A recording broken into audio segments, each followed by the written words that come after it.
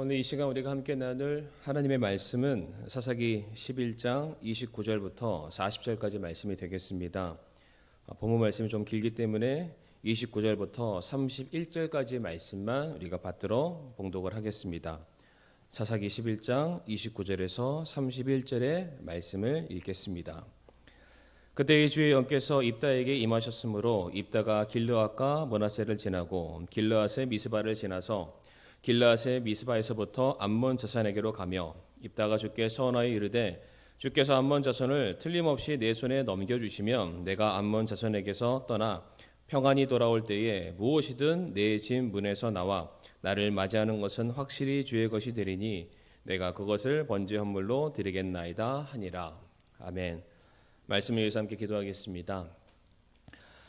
사랑과 은혜가 많으신 하나님 아버지 감사를 드립니다. 이 시간 우리에게 허락하신 이 귀한 예배를 인하여 감사를 드리며 우리 사랑하는 성도님들 지금 어느 곳에 있든지 하나님의 말씀과 예배를 사모하는 마음으로 우리가 하나님의 말씀을 듣게 하여 주옵시고 예배자의 자세와 그 마음을 우리가 잊지 않게 도와주시옵소서. 예배의 시종일관을 주님의 손에 맡겨드리오며 모든 말씀 살아계신 예수님의 이름으로 기도를 드리옵니다. 아멘. 오늘은 사사기 11장 29절부터 40절까지 말씀을 통해서 입다의 서원이라는 제목을 함께 말씀을 나누도록 하겠습니다. 우리는 지난 시간에 왜 하나님께서 입다를 이스라엘의 사사로 세우셨는지, 왜 그를 강한 용사라고 부르셨는지에 대해서 우리가 살펴보게 되었습니다. 그것은 두 가지였는데, 첫 번째로 입다는 자기의 형편과 상황, 환경보다 하나님께서 천하보다 귀하게 여기시는 사람들을 누구보다 중요시 여기고 그들을 위해서 목숨 걸고 싸울 줄 아는 사람이었기 때문입니다. 그리고 또한 입다는 하나님의 약속의 말씀, 기록된 하나님의 말씀에 대해서 누구보다 정확하게 이해했고 신뢰했으며 이제 내가 아닌 하나님께서 군대의 대장이요 심판자 즉 사사로서 우리를 대신해서 싸우시고 승리를 거두실 거라는 믿음이 그에게 있었기 때문입니다. 그래서 비록 입다의 출신과 배경은 내세울 것 하나 없는 그러한 사람이었지만 하나님은 그런 입다를 하나님의 강한 용사요 큰 자로 인정하시고 그를 사사로 사용하시게 되었던 것입니다. 그래서 오늘 본문 시작되는 29절 말씀 보게 되면은 주의 영께서 입다에게 임하셨다라고 시작을 하고 있습니다. 길르앗 장로들에게만 입다가 유능하고 강한 용사가 아니라 이제 하나님께서도 보시기에 그가 하나님께 합한 사람, 하나님께서 사용하시기에 부족함이 없는 사람이 되어서 그에게 하나님의 영이 임하게 되었던 것입니다. 그래서 이제 입다가 암몬과의 전쟁을 치르러 나아가게 되는데 30절 초반절 말씀 보게 되면은 전쟁하러 나아갈 때 입다가 다음과 같이 고백을 하게 됩니다. 30절 초반에 입다가 주께 서원하여 이르되라고 되어 있습니다. 이제 서원의 내용에 대해서는 차후에 설명을 드리고 입다가 전쟁하러 나가는 그 시작점에 하나님께 서원을 하게 됩니다. 이 시간에 우리가 서원이라는 것 자체에 대해서 잠깐만 우리가 몇 가지 살펴보고 넘어가기를 원합니다. 성경에 서원이라는 이 단어를 찾아보게 되면은 지금 우리가 흠정역 성경을 보고 있는데 한글로는 67회가 등장하고 있고요. 영어로 서원을 bow라고 읽는데 이것은 총 68회가 나온다고 합니다. 이 말은 성경 안에 이 서원이라는 것이 굉장히 적지 않게 꽤 많이 등장하고 있다는 부분인 거고 이 서원이 성도의 신앙의 자세와 태도를 가름하는 굉장히 중요한 요소 중에 하나다라는 것을 우리가 확인할 수 있다는 것입니다. 이 서원과 비슷한 의미의 한 가지 단어가 있는데 이것은 맹세입니다. 맹세의 경우에는 일방적인 것이죠. 내가 반드시 그렇게 하겠다, 그렇게 해야만 한다라는 의미가 담겨져 있다면 서원의 경우에는 그것과 조금 차이가 있는 조건부입니다. 즉 상호간에 어떠한 조건이 성립되었을 때에 이루어지는 것을 서원이라고 말합니다. 조금 더 풀어서 설명을 해드리게 되면 성경에서 말하는 서원이란 하나님께서 충족을 시켜야 되는 부분이 있고 또한 사람이 그 서원을 하는 사람이 충족시켜야 되는 부분이 있습니다. 예를 들자면 일반적인 서원 내용이 다음과 같습니다. 하나님께서 내게 A를 해주시면 이제 내가 하나님께 B를 해드리겠습니다 라고 그렇게 일반적으로 서원을 하게 됩니다. 즉 서원하는 쪽에서 먼저 하나님께 바라는 요구사항이 있습니다. 이렇게 되기를 원합니다 라는 전제 조건을 먼저 내걸게 됩니다. 그런데 하나님께서 그 전제 조건을 충족시키지 않으셨을 경우에는 아무리 그가 서원했다 할지라도 그것을 지킬 의무가 없습니다. 그런데 반대로 하나님께서 그가 서원했던 것을 충족시켜 주시게 되면은 그 계약이 성립이 된 것이기 때문에 서원한 사람은 이제 자기가 하나님께 드리겠다 하겠다라는 것을 반드시 이행해야만 합니다. 성경이 말하는 바를 몇 가지 말씀드리겠습니다. 민수기 30장 2절 말씀, 민수기 30장 2절에 서원에 대한 말씀이 기록되어 있습니다. 사람이 주께 서원하거나 자기 오늘 속박하기로 서약으로 맹세하거든 그는 자기 말을 깨지 말고 자기 입에서 나오는 모든 것을 따라 행하라 라고 되어 있습니다. 왜 반드시 서원하는 자가 자기가 한 말은 반드시 지켜야만 할까요? 왜냐하면 하나님께서 그의 서원을 들으시고 일하셨기 때문입니다. 하나님께서 그의 말을 들으시고 대신해서 일하시고 그의 필요를 도와주셨는데 이제 그 이후에 내 필요가 채워졌으니까 나는 그만이다. 이런 식으로 나 몰라라 하는 행위는 결국 하나님을 만으로 여기는 행위, 하나님께 범죄하는 것이기 때문에 서원한 사람은 반드시 서원한 것을 이행해야 된다라고 성경은 가르치고 있습니다. 또 한 군데 말씀, 신명기 23장 21절과 22절에 이렇게 기록되어 있습니다. 신명기 23장 21절과 22절 말씀, 내가 주 내 하나님께 서원하거든 서원한 것 갚기를 더디하지 말지니라. 주 내 하나님께서 반드시 그것을 내게 요구하시리니 그것이 내게 죄가 되리라. 그러나 내가 서원을 하지 아니하면 그것이 내게 죄가 되지 아니하리라 라고 말씀하고 있습니다. 하나님께서 자신의 살아계심과 영광을 위해서 그 서원한 사람, 자기 백성의 필요를 하나님께서 도와주셨다면, 친히 일해 주셨다면 이제 그것에 대한 결과가 헛되이 돌아가지 아니하도록 서원을 한 사람은 서원한 것을 지체하지 말고 행하라. 그렇지 않으면 그것이 죄가 된다라고 말하고 있습니다. 우리가 이 부분에 대해서는 서원에 대한 일반적인 이해를 우리 모든 성도님들이 아마 가지고 계시리라 생각을 합니다. 그런데 우리가 조금 더 구체적으로 생각하고 우리가 기억해야 될 내용들이 있습니다. 제가 설교 서두에 서원이라는 것이 조건부라고 말씀을 드렸습니다. 그런데 왜 조건부인가? 내가 하나님께 무엇인가 부탁을 드렸을 때 하나님께 그것을 하실 수 있을까? 하지 못하실까? 하나님의 능력과 권능에 대한 의심 때문에 조건부가 아니라는 것입니다. 왜 조건부냐? 이거는 그 서원을 하는 사람의 한계 때문에 그렇습니다. 어떠한 한계를 말하냐면 이 서원을 하는 이 사람은 인간이기 때문에 내일 일을 알지 못합니다. 또한 내가 하나님께 구하는 것이 정말로 옳은 것인지 선한 것인지 마땅한 것인지 잘못된 것인지를 아직은 구분하지 못합니다. 또한 내가 하나님께 서원을 했지만 내가 이렇게 되기를 간절히 소원하지만 정작 그 일들이 이루어지고 난 이후의 결과는 어떠할지는 이 사람이 예측하지 못합니다. 그러니까 전제 조건을 다는 것입니다. 하나님, 내가 하나님께 이런 것들을 구합니다. 그런데 하나님께서 그것을 내가 구한 대로 행해 주시면 나는 그것을 하나님의 뜻으로 여기고 하나님께서 내 뜻을 합하다고 여겨주신 것을 믿고 확신함으로 그 이후에 나머지 결과가 어떠하든지 간에 나는 그 결과에 순종하고 순복해서 내가 하나님께 약속한 것은 드리겠습니다, 행하겠습니다, 순종하겠습니다가 뒤따른다는 것입니다.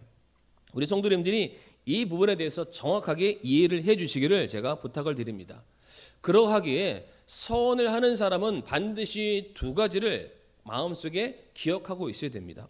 첫 번째가 무엇이냐면 내가 하나님께 무엇인가를 서원했습니다. 요청을 하게 되었을 때에 그보다 더 중요한 것, 내가 서원한 것보다 더 중요한 것은 그 일이 이루어지든 이루어지지 않든지 간에 그 모든 것이 하나님의 뜻이라는 것을 우리가 받아들여야 됩니다. 이게 무엇을 말씀드리냐면 내가 하나님께 서원했다 할지라도 하나님께서는 그것에 대해서 응답하지 않으실 수도 있습니다. 물론 그것이 내 욕심에서 비롯된 것이면 당연히 하나님이 들어주시지 않으시겠죠. 그런데 그것이 옳고 그름의 차원을 뛰어넘어서 내가 요구하는 것이 하나님의 뜻과 하나님의 때와 맞지 않을 수도 있다는 것입니다. 그래서 하나님께서 지금은 안 들어주실 수도 있는 것이고요. 그것이 잘못된 것이기 때문에 또한 안 들어주실 수도 있습니다. 그렇다면 내 소원이 받아들여지지 않음에 대해서 우리가 하나님께 원망하고 불평하고 계속해서 우리가 강요할 것이 아니라 받아들여지지 않음을 인정하고 받아들이는 것, 그래서 내가 이제 또 다른 것을 하나님께 혹은 구하거나 아니면 지금 내가 구했던 내 생각과 계획과 모든 서원에 대해서 수정하거나 전면 다 그냥 포기하고 내려놓는 자세가 우리에게 필요하다는 것입니다. 하나님 뜻이 아님에도 불구하고 그것을 내가 아무리 좋은 의도니까 하나님 반드시 들어주셔야 됩니다라는 이런 자세는 결코 옳지 않다는 것을 우리가 기억해야 된다는 것입니다. 두 번째로, 만약 하나님께서 우리가 서원한 것을 이루어 주셨다면, 내가 서원한 대로 하나님께서 그 일을 행하셨다면 이제 결과가 어떻게 나오더라도 반드시 우리가 약속한 대로, 하나님께 우리가 서원한 대로 조금도 주저없이 약속한 것은 아낌없이 그 자리에서 드려야 한다는 것입니다. 우리가 하나님께 서원한다는 것을 하나님이 들어주셨다는 그 이야기는 이제 하나님께서 내 삶을 돌아보신다는 것을 의미하는 것이고요, 이제 친히 앞장서서 그 일을 대신해서 이루어 주시는 것을 의미하기 때문에 이제 내 삶을, 내 모든 인생을, 내 발걸음을 내가 이제 전적으로 하나님께 맡겨드립니다. 서원은 내가 했지만 이제 그 일을 주도하시는 분은 하나님이시기 때문에 나는 하나님을 따르는 사람이 되길 원하고요, 그 모든 결과에 대해서 내가 그저 순복하고 받아들이기를 원합니다. 이 자세가 반드시 뒤따라와야 한다는 것입니다. 그래서 설령 내가 서원한 것에 대해서 결과가 내가 기대했던 것보다 적을 수도 있습니다. 아니 혹은 훨씬 더 많을 수도 있습니다. 그러나 그 결과에 대해서 연연하는 것이 아니라 하나님이 내 소원을 들어주셨기 때문에 이제 그 일에 대한 모든 것들은 하나님의 뜻이다. 나를 통해서 역사하시는 하나님께 오히려 감사를 드리고 내가 하나님께 드리겠다는 소원은 반드시 갚아야 하는 그 순종이 있어야 함을 의미한다는 것입니다. 그래서 결론적으로 서원이라는 것은 우리가 오해하지 말아야 될 것이, 내가 서원했으니까 하나님이 들어주셔야 된다, 내가 필요한 것은 서원을 통해서 하나님께 받아낸다는, 마치 우리가 하나님을 이용하고 사용하는 측면으로 우리가 서원을 우리가 그렇게 이해해서는 안 된다는 것입니다. 즉 서원이라는 것은 내가 더욱 하나님께 내 삶과 내 소유와 내 모든 것을 아낌없이 드리겠다는 자발적인 순종이자 적극적인 헌신으로서 우리가 이해할 필요가 있다라고 말씀을 드리길 원합니다. 자, 그래서 이와 같은 서원에 대한 이해를 가지고 오늘 본문 내용을 우리가 조금 더 살펴보도록 하겠습니다. 이렇게 입다가 30절 초반에 하나님께 서원을 하게 되었습니다. 그 내용은 다음과 같습니다. 내가 암몬과의 전쟁에서 평안히 돌아오면, 승리를 거두게 되면, 그래서 내가 내 집으로 돌아가게 되었을 때 나를 맞이하는 것은 그것이 무엇이 되었든지 간에 확실히 주의 것이 될 것이고, 그것이 주의 것이라는 정확한 증거로서 내가 번제 헌물로 드리겠습니다 라고 입다가 서원을 하게 됩니다. 방금 전에 서원에 대해서 말씀드렸던 것을 우리 성도님들 기억하실 겁니다. 지금 입다가 한 서원을 통해서 우리가 볼 수 있는 것은 무엇이냐면 하나님의 주권, 하나님의 뜻을 발견해야 합니다. 입다가 하나님께 서원했다고 내 필요를 얻어내는 것으로만 우리가 이해할 것이 아니라 입다가 하나님께 맡겨드린 모든 것에 대해서 하나님의 뜻으로 받아들이고 내가 순종하겠습니다라는 그 신앙의 모습을 우리가 발견할 수 있어야 됩니다. 그래서 입다가 지금 말하는 것은 내가 하나님께 내 인생을 맡겼고, 내가 하나님께 내 모든 삶을 맡겼고, 하나님께서 그런 내 인생을 받아주셨기 때문에 이제 내게 속한 모든 것들은 하나님 이제 더 이상 내 것이 아니라 하나님의 것입니다. 그래서 입다가 뭐라고 서원했습니까? 내가 집으로 갔을 때 그것이 무엇이 됐든지 간에 먼저 나오는 것은 다 하나님 겁니다. 이거는 나오는 그 한 가지만 하나님의 것이라는 것이 아니라 나오는 것이 무엇이 되었든지 간에 모든 것에 대한 소유권은 하나님께 있습니다. 왜? 전쟁에서 이렇게 살아 돌아올 수 있는 것도 하나님의 뜻, 내가 소유할 수 있는 것도 하나님의 뜻, 모든 것이 하나님의 뜻이라는 절대적인 순종의 자세를 지금 입다가 하나님께 보여드리고 있다는 것입니다. 자, 그런데 우리가 잘 알다시피 입다가 이렇게 암몬과의 전쟁에서 승리를 거두고 난 이후 그가 서원한 대로 집으로 평안히 돌아가게 되었을 때에 그를 처음으로 맞이했던 것은 바로 그가 너무나도 사랑하는 무남 동료 외동딸이 입다를 맞이하게 됩니다. 이게 34절의 내용입니다. 외동딸이 자기를 맞이하자 입다가 어떠한 반응을 보이게 됩니까? 35절 말씀 보게 되면 그가 그녀를 보고 자기 옷을 찢으며 이르되 슬프다 내 딸이여 내가 나를 심히 참담하게 하였으며 나를 괴롭게 하였다라는 말씀이 기록되어 있습니다. 입다는 외동딸이 나오게 될 것을 전혀 예측하지 못했습니다. 그런데 그 딸이 나오자 입다가 전유를 하게 된 겁니다. 옷을 찢으며 슬프다, 내가 참담하다, 그의 괴로운 심경을 토로하고 있습니다. 자, 그런데 우리가 앞에서도 말씀드렸지만은 지금 입다가 괴로워하는 것은 그가 자기의 딸을 그가 서원한 대로 번제로 드렸기 때문에, 즉 자기 사랑하는 자식을 이제 제물로 바쳐서 죽이게 된다는 그런 죄책감에 빠진 그런 슬픔의 표현이 아니라는 것을 우리 성도님들이 꼭 기억해 주시길 바랍니다. 왜 제가 이렇게 말씀드리냐면 이 번제 헌물 혹은 서원과 인신 제사에 대한 우리가 성경적인 정확한 배경과 지식이 필요합니다. 우리가 성경을 보게 되면 실제로 고대 사회 안에 사람을 제물로 드리는 그런 의식들이 있기는 했습니다. 가까운 성경이죠. 열왕기하 3장 말씀 보게 되면 이스라엘과 모압의 전쟁을 하게 되는데 모압의 그 전쟁에서 궁지에 몰리게 됩니다. 그랬을 때 자기 신에게 무언가를 구하기 위해서 자기의 장자를 바쳐서 번제로 드리는 그런 장면이 열왕기하 3장 26절과 27절에 기록이 되어 있습니다. 여기서도 인신제사가 나오긴 했지만 이것은 이스라엘에 속한 그런 내용은 아닙니다. 그리고 특별히 지금 이스라엘과 대치 중인 암몬이 섬기는 신이 있는데 그 신의 이름이 몰렉이라고 합니다. 그런데 이 신의 경우에도 인신제사가 허용이 되었었는데 어린아이를 불 위로 걷게 하거나 불 위에 있는 기둥 안에 어린아이를 바치는 그런 의식들이 몰렉을 섬기는 그런 신의 제사 가운데 있었다고 합니다. 그런데 이거는 또 어디까지나 이스라엘에 속한 것이 아니라 이방 풍습, 우상을 섬기는 그런 양식 가운데 포함되어 있는 그러한 내용입니다. 자, 그렇다면은 성경과 이스라엘 역사 가운데 사람을 제물로 드렸던 그런 때가 있었나?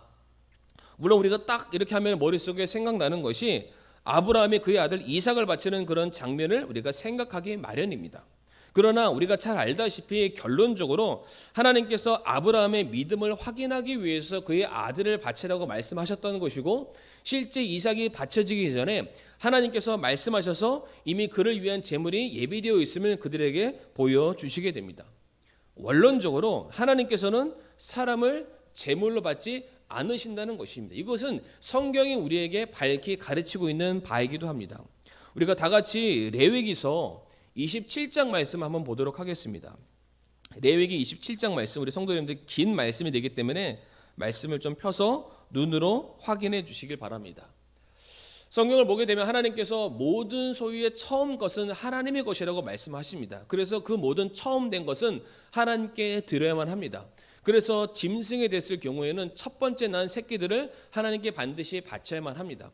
그런데 사람도 마찬가지인데 사람에 대해서는 그의 생명을 바칠 수 없기 때문에 이 레위기서 말씀 보게 되면은 대신할 수 있는 속전의 개념으로서 돈이나 짐승으로 대처할 수 있음을 우리들에게 말해주고 있습니다. 27장 1절부터 말씀을 보겠습니다. 주께서 모세에게 말씀하여 이르시되 이스라엘 자손에게 말하고 그들에게 이르라. 어떤 사람이 특별 서원을 하면 그런 사람들은 내가 정한 값대로 주를 위하여 드린 자들이 될지니라 라고 되어 있습니다. 쉽게 설명드리면 어떠한 사람이 자기의 삶, 자기의 인생, 생애를 하나님께 내어드리는 소위 말하는 인신서원, 자신의 삶을 바치는 그런 서원을 하게 되었을 경우 그 사람의 삶, 그 생명 자체를 하나님께서 받지 않으시니까 이제 그 사람에 대한 목숨의 값이죠. 우리가 가격을 책정하자라고 말씀하고 있습니다. 그래서 이어지는 3절부터 7절까지 말씀 보게 되면은 내가 정한 값, 곧 20살에서 60살까지의 남자에게 내가 정한 값은 성수의 세겔에 따라 은 50세겔로 하고 여자이면 내가 정한 값을 30세겔로 하며 5살에서 20살까지의 남자이면 내가 정한 값을 20세겔로 하고 여자이면 10세겔로 하고 난지 한 달에서 5살까지의 남자이면 내가 정한 값을 은 5세겔로 하고 여자이면 내가 정한 값을 은 3세겔로 하며 60살이 넘은 남자이면 내가 정한 값을 15세겔로 하고 여자이면 10세겔로 하라라고 되어 있습니다. 젊고 장성하고 남자였을 경우에는 그 가격이 조금 더 높고요. 그리고 여성이었을 경우, 나이가 어렸을 경우, 나이가 많았을 경우에는 그 가격이 조금 작다는 것을 알 수가 있습니다. 가격의 차이는 있으되 분명한 것은 사람의 생명, 목숨의 값을 값으로 대신해서 지불할 수 있음을 성경이 우리에게 가르쳐주고 있습니다. 이어지는 8절 말씀 보게 되면 그러나 그가 너무 가난하여 내가 정한 값을 감당하지 못하면 그는 자신을 제사장 앞에 보일 것이요 제사장은 그의 값을 정하되 서원한 자의 능력대로 그의 값을 정할지니라 라고 되어 있습니다. 예외 사항도 있다는 것입니다. 만약 이 사람이 너무 가난하다, 그의 가난함이 입증이 된다면 지금 3절에서 7절에 말하는 정한 값이 아니라 할지라도 임의의 값을 정해서 적더라도 마치 과부의 2렙돈처럼 적은 돈이라 할지라도 그것을 받아주시겠다라고 말씀하고 있습니다. 그리고 이어지는 9절 말씀 보게 되면 사람들이 주께 드리려고 헌물로 가져오는 것이 짐승이면 사람이 주께 드리는 그런 모든 것이 거룩하다라고 말씀합니다. 즉 정해진 금액이 아니더라도 그 사람의 마음속에 간절히 준비함으로 짐승과 동물, 재물을 가져오게 되면은 그것 역시 하나님께서 그 사람을 대신한 제물로 받으시겠다라고 말씀하고 있습니다.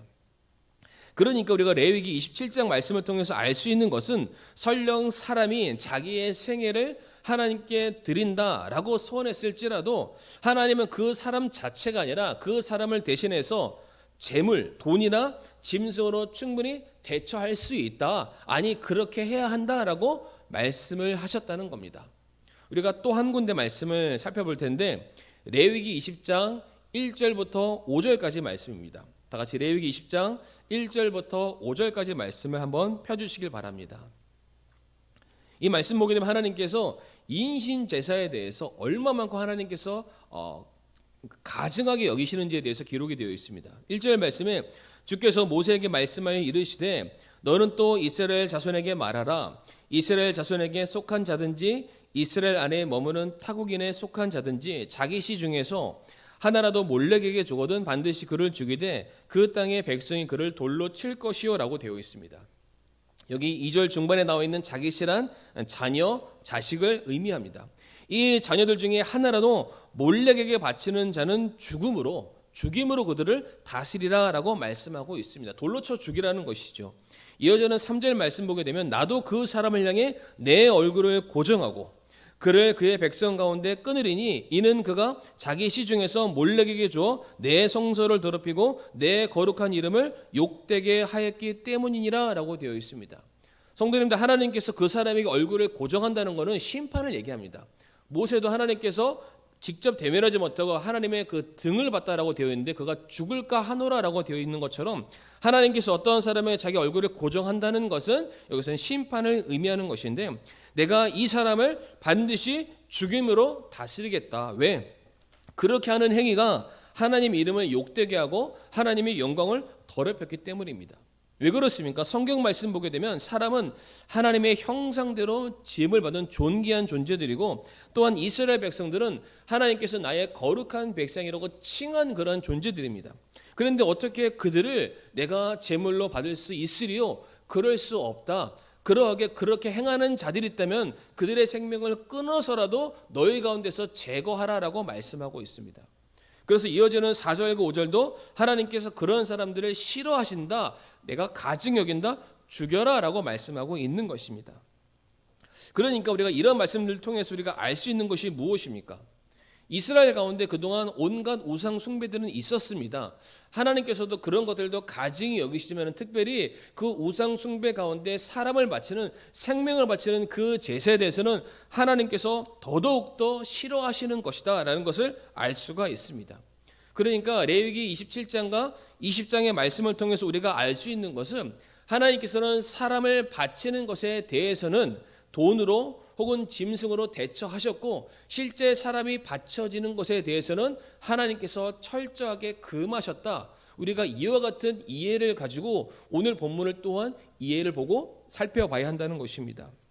자, 그래서 이러한 배경과 지식으로 입다의 서원을 우리가 새롭게 다시 이해를 하게 된다면 입다는 분명히 자기의 딸이 이제 바쳐지게 되는 일로 인하여 슬퍼했습니다. 그리고 입다의 딸 역시 이제 내가 하나님께 바쳐진다는 사실로 인하여서 수개월을 애곡하였고 또한 같이 있었던 이스라엘 사람들 역시 입다의 딸의 그 사례를 보고서 1년에 4일씩 애곡했다는 그런 장면들도 나와 있습니다. 그러다 보니까 우리가 이 말씀을 기본적으로 이해하기로는 입다가 너무나도 무책임하게 서원을 하게 되었고 결국 자기의 사랑하는 딸을 하나님께 제물로 바쳤다라는 식으로 우리가 이해할 수도 있습니다. 그러나 서원에 대해서도 제가 말씀드렸고 하나님께서 사람에 대해서 어떻게 받으시는지도 제가 말씀을 드렸다시피 성경은 말하기를 오늘 본문은 하나님께서 그 입다의 딸을 제물로 받지 않았다는 것을 우리가 알 수 있는 부분이 있습니다. 오늘 본문 37절과 38절의 말씀 보게 되면 우리가 먼저 봤었던 개역 성경에서는 37절과 38절에 죽음이라는 단어를 기록해서 우리에게 설명을 하고 있습니다. 자, 그런데 원래 히브리어 본문과 지금 우리가 보고 있는 이 흠정역 성경을 보게 되면은 거기에는 죽음이나 죽음을 암시하는 그 어떠한 단어도 기록되어 있지 않습니다. 다시 말씀드리지만 여기서 우리가 말씀을 통해서 정확하게 이해할 수 있는 것은 일단 본문 자체에서 죽음이라는 단어가 쓰여 있지 않고 있고 또한 성경이 우리에게 말하는 바 사람을 바치는 것을 하나님께서 원치 않으신다라는 겁니다. 그렇다면 1차적으로 우리가 이해할 수 있는 것은 입다의 딸은 하나님께 바쳐진 것은 맞으나 그의 목숨이 번제 제물로서 죽임을 당해서 이렇게 연기처럼 올라가지 않았다는 것을 우리가 알 수가 있는 부분입니다. 자, 그러면은 왜 입다가 슬퍼했고 왜 입다의 딸이 슬퍼했을까? 첫 번째로 우리가 이해할 수 있는 것은 무엇이냐면은 입다가 무남동녀 외동딸을 하나님께 드리게 되었습니다. 이것은 이제 더 이상 자기의 태를 통해서 분기시죠. 그 다음으로 이어질 생명이 이제는 중단되었다, 끊겼다라는 것을 의미하게 되는 것입니다. 성경에서 내 태가 나는 것, 내 자녀가 나는 것은 나로 인한 하나님의 약속과 또 생명과 언약이 계속해서 이어지는 놀라운 축복을 의미하는 부분입니다. 그런데 지금 입다가 자기가 서원한 것으로 말미암아 이제 그것이 불갑을 끊기게 되었으니 입다가 이 부분에 대해서는 그가 그의 마음속에 안타까움과 슬픔의 감정을 표현할 수밖에 없었던 것입니다. 이것은 자기 딸이 죽기 때문에 슬퍼하는 것이 아니라 자기의 영적인 계보가 이제 더 이상 진행되지 못함에 대한 슬픔을 의미하는 것입니다. 두 번째로 입다의 딸이 그의 슬픔을 표현했습니다.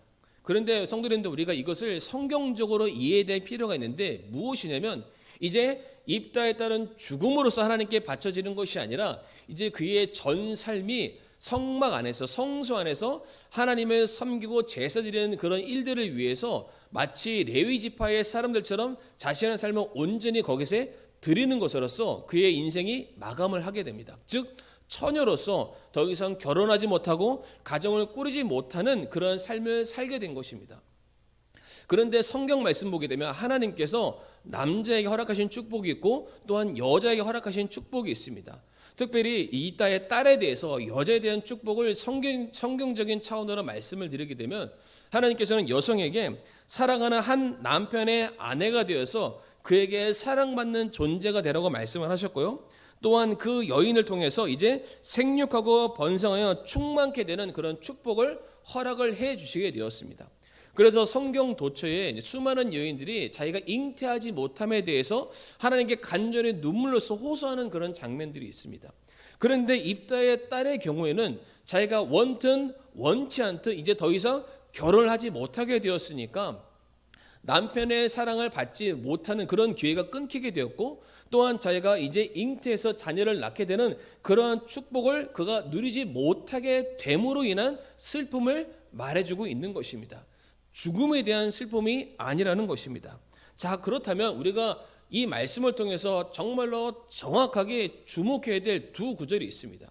즉 입다의 서원과 또 그 서원을 통해서 입다의 딸이 바쳐지는 그 장면을 통해서 우리가 주목하고 알아야 될 것이 무엇이냐면은 35절 말씀 입다의 고백을 우리 성도님들 눈으로 한번 보시기 바랍니다.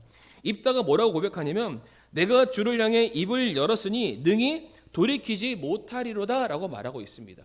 입다가 하나님께 서원했습니다. 하나님, 우리 이스라엘을 암몬의 손에서 건져주신다면, 나를 전쟁터에서 건강하고 평안하게 돌아오게 해주신다면 이제 내 삶은 더 이상 내 삶이 아니라 하나님의 것입니다. 내 모든 것이 무엇이든지 간에 그 모든 것을 하나님께 드리겠습니다라고 고백을 하게 됩니다. 그런데 그 고백이 결코 헛되지 않음을 보여주는 것입니다. 비록 입다가 그의 딸이 올 것을 예상하지는 못했지만 설령 그것이 자기의 사랑하는 무남 동료 외동딸이라 할지라도 입다는 서원의 내용이죠. 서원한 자는 반드시 그가 약속한 것을 이행할지니라. 그렇지 않으면 그것이 죄가 된다는 그 말처럼 내 삶에 있어서 주인 되시는 하나님 앞에 내가 절대적으로 순종하겠습니다. 내 것을 다 드리겠다는 그 고백을 35절에 입다가 했다는 것입니다. 그리고 이어지는 36절 말씀 보게 되면 입다의 딸의 고백이 나옵니다. 그녀가 그에게 이르되 내 아버지여, 아버지께서 주를 향해 입을 여셨을진데 아버지 입에서 낸 말씀대로 내게 행하소서. 주께서 아버지를 위하여 아버지의 원수 암몬 자손에게서 원수를 갚으셨나이다 라고 말하고 있습니다. 입다의 딸이 아버지에게 말하기를 아버지의 서원의 고백은 내 서원의 고백은 아닙니다. 하지만은 이것이 이스라엘 모든 사람들의 운명이었고 하나님께서 우리 가운데 역사하셨고 그로 말미암아 내 생애도 내 삶도 보장된 것이기 때문에 그 서원은 곧 나의 서원이 되는 것이고 내가 그 서원 앞에 나도 동일하게 순종하며 나아가기를 원합니다. 아버지께서 갚으실 것이 내 것이라면 내가 그것을 기쁜 마음으로 함께 동참함으로 순종하겠습니다라는 그 고백을 지금 입다의 딸이 하고 있다는 것입니다. 그러니까 이 두 사람의 고백은 모든 일들에 관해서 지금 그들의 상황과 환경 속에서 벌어지는 모든 일들에 관해서 하나님께서 지금 주관하고 인도해 주시는 것이기 때문에 이제 결과가 어떻게 되었든지 간에 우리가 하나님께 보여드려야 될 것은 순종이다. 하나님께서 내게 주신 것에 대해서 내가 마땅히 그것을 돌려드리는 것이 그것이 우리가 할 바다라고 고백을 하고 있는 것입니다. 그러니까 우리가 입다의 서원을 통해서 우리가 확인할 두 가지가 무엇이냐면 내가 하나님께 서원을 했다면 그것이 어떠한 희생을 내게 요구한다 할지라도 그것을 감수하고 하나님께 돌려드리는 순종이 뒤따라야 되며 입다의 딸의 서원에 그가 동참했던 것처럼 이제 그것이 엄중한 책임이 뒤따르게 된다 할지라도 내 삶을 기꺼이 드릴 수 있는 적극적이고 자발적인 헌신이 우리에게 필요하다라는 것을 입다의 서원이 우리에게 보여주고 있는 것입니다. 성도님들, 제가 설교 초반에 그 서원을 무엇이라고 말씀드렸냐면은 서원은 곧 우리가 하나님께 보여드려야 될 적극적이고 자발적인 순종이라고 말씀드렸습니다. 즉 서원은 순종입니다. 서원했다 하는 것은 내 필요를 얻기 위해서 하나님을 이용하는 것이 아니라 내가 서원을 통해서 하나님께서 내 인생을 주관하시고 이끌어 주시는 만왕의 왕으로서 인정해 드리는 행위이며 그 결과에 대해서 갖다부터 하나님 왜 많아요? 왜 적어요? 왜 이렇게 됐어요? 말하는 것이 아니라 그것에 대해서 기쁨으로 따르고 바치는 행위가 뒤따라야 된다는 것입니다. 그러니까 서원한다 하면 내가 하나님을 얼마만큼 사랑하고 얼마만큼 순종하기를 기뻐하는지를 보여드리는 하나님께서 원하시고 기뻐하시는 신앙의 또 다른 모습이 될 수가 있는 것입니다. 자, 그런데 제가 이 입다의 서원을 보면서 한 인물이 떠올랐는데 그것이 바로 누구냐면은 바로 예수님이십니다. 예수님께서 겟세마네 언덕에서 하셨던 그 기도의 모습이 마치 입다의 서원의 내용과 너무나도 유사하다는 것을 제가 묵상하게 되었습니다. 마태복음 26장 39절 말씀 보게 되면 예수님께서 이렇게 기도하십니다. 오 내 아버지여, 가능하시거든 이 잔을 내게서 지나가게 하시옵소서. 그러나 내 뜻대로 하지 마옵시고 아버지의 뜻대로 하옵소서라고 예수님이 고백하시게 됩니다. 하나님, 내가 원하는 것이 있는데 그것은 이 잔이, 이 십자가의 고난이 내게서 지나가는 것입니다. 그렇게 되기를 원합니다. 하지만 예수님의 기도가 이렇게 끝나지 않게 됩니다. 그렇게 하나님께 서원하긴 했으나 그러나 하나님 내 뜻대로 하지 마옵시고 하나님의 뜻대로 되기를 원합니다. 하나님, 내가 바라는 조건과 결과가 아니라 그것이 어떠한 모양과 모습이 되었다 할지라도 하나님께서 이제 내게 주시는 그대로 그 결과에 순종하며 내가 나아갈 수 있기를 원합니다. 바로 이와 같은 예수님의 절대적인 순종과 희생의 모습이 바로 오늘 본문에 나와 있는 입다의 서원이고 입다의 딸의 신앙의 고백이라는 사실을 우리 성도님들 기억하시기를 바랍니다. 그러므로 우리가 입다의 서원을 통해서 다시 한번 말씀드리게 되지만 우리의 적극적인 헌신과 자발적인 섬김의 모습이 그와 같아야 한다는 것입니다. 하나님께서 내게 무엇인가를 주셔야, 내 필요를 채워 주셔야만 내가 헌신하는 그런 수동적인 신앙 자세가 아니라 능동적이죠. 하나님, 비록 저에게는 그것을 할 만한 능력이 없지만 하나님께서 그런 나를 받아주시고 내 인생을 주관하시고 친히 주도해 주시기만 한다면 이제 내 삶의 모든 것은 다 하나님의 것입니다. 내가 그때로 아낌없이 기꺼이 다 드리는 삶으로서 내가 주님께서 나아가시는 발걸음 뒤를 따라가는 사람이 되겠습니다. 바로 이와 같은 놀라운 신앙 고백이 바로 입다의 소원이었고 입다의 딸의 고백이었음을 우리 성도님들 기억하시길 바라면서, 정말로 우리들의 살아가는 삶 속에서 더 자발적으로, 더 헌신적으로, 더 기쁨 가운데 우리가 하나님께 내 삶과 내 시간과 내 모든 것을 드릴 수 있는 하나님의 사용하시는 귀한 종, 강한 용사가 되시는 이 자리에 계시는 우리 모든 성도님들이 되시기를 부탁드리며 말씀을 마무리하겠습니다. 함께 이 시간 머리 숙여 기도하겠습니다. 하나님, 감사합니다. 이 시간 부족한 종을 통해서 허락하신 이 말씀을 인하여 감사를 드리며, 우리가 입다의 서원을 통해서 서원이 진정 우리에게 말씀하시는 바가 무엇인가, 그것이 바로 순정임을 알게 해주셔서 감사를 드립니다. 비록 하나님, 그 순정이 때로는 희생과 수고와 섬김이 뒤따르지만 우리가 그것을 아까워하지 않게 해주시고 우리가 하나님께 내어드린 대로, 또한 하나님께서 우리들의 삶을 인도하시는 그대로 우리가 아낌없이 드리며 따를 수 있는 그러한 적극적인 신앙을, 그런 믿음을 우리들에게 허락하여 주시옵소서. 새롭게 맞이하는 한 주간도 주님의 손에 맡겨드리옵니다. 우리의 건강과 안전과 생명을 아버지 지켜 주시옵소서. 예수님의 이름으로 간절히 기도를 드리옵니다. 아멘.